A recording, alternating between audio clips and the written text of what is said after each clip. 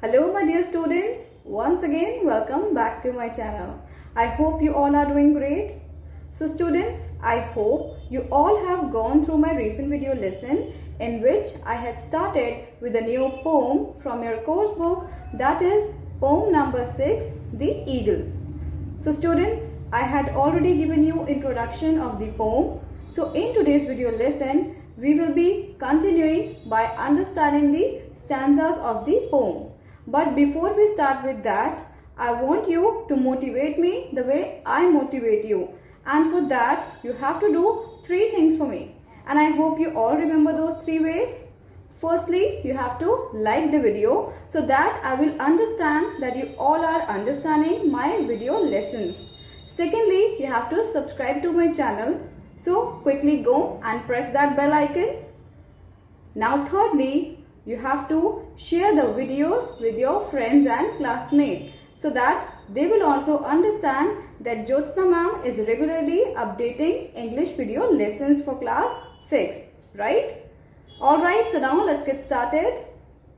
So students, let's begin with today's video lesson. But before beginning with the video lesson, I would like to inform you that from now onwards, we will use the updated pronunciation of the word poem. So from now onwards, we will not say poem, rather we will say poem. Okay, so we have to use the correct pronunciation. It's poem. Now you people soon will be going to 7th standard, so I hope you all will be pronouncing it correctly. We have to use poem. Okay, so let's begin with the video lesson. Students, let's begin with the first stanza of the poem. Now let's read about the king of birds. So can you see? King of birds. So who's the king of birds? Yes, absolutely correct. The eagle. He claps the crag with crooked hands, close to the sun in lonely lands. Ringed with the azure world he stands. Students, have you noticed that the first stanza we have seen that everywhere pronoun he is used. So, to whom he has used the pronoun he?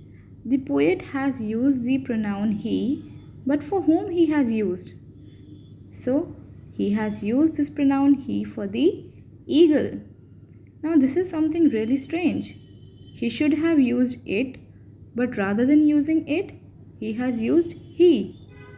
So, what is the reason that he has used he for the eagle?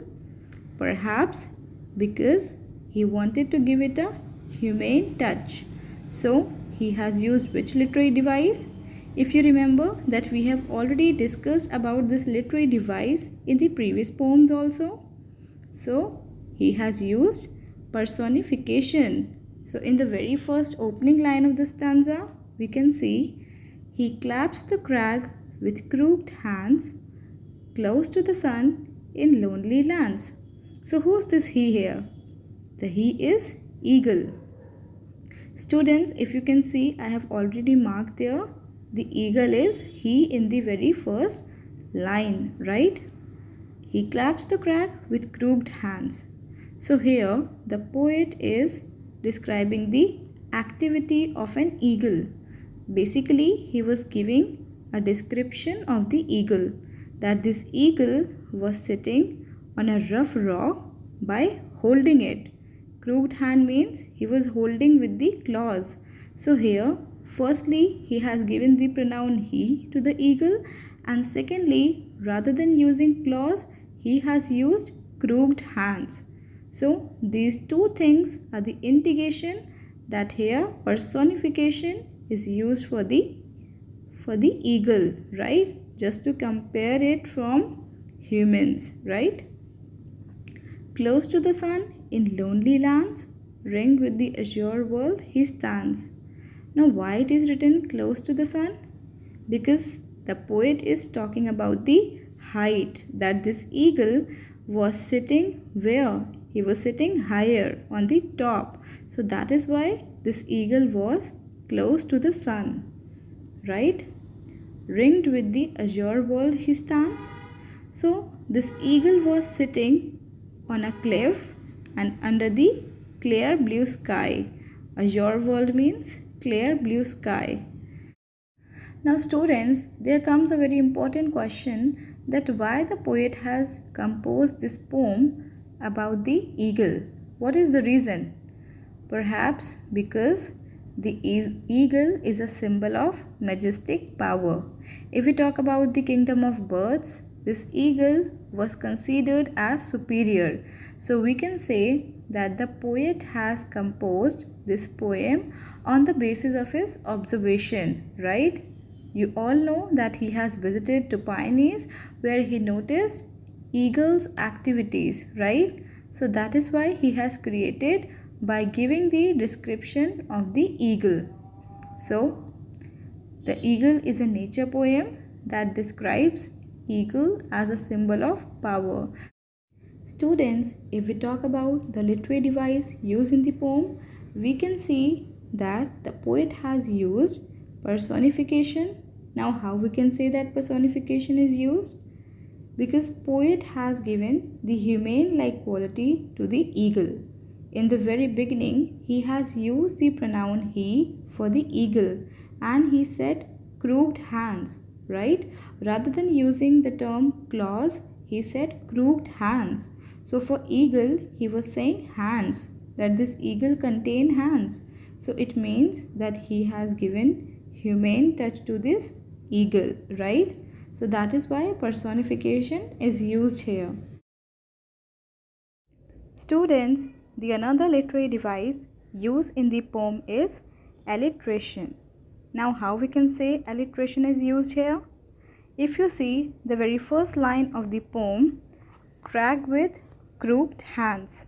So students, can you see the repetition of the consonant C? Crag with crooked hands. So C for crag and C for crooked. So can you see repetition of the consonant C? Clear? Students, let's see the key points of first answer. Point number 1. The Eagle is the shortest and the famous poem of Alfred Lord Tennyson. It's a nature poem that describes an eagle as a symbol of power. Number 2.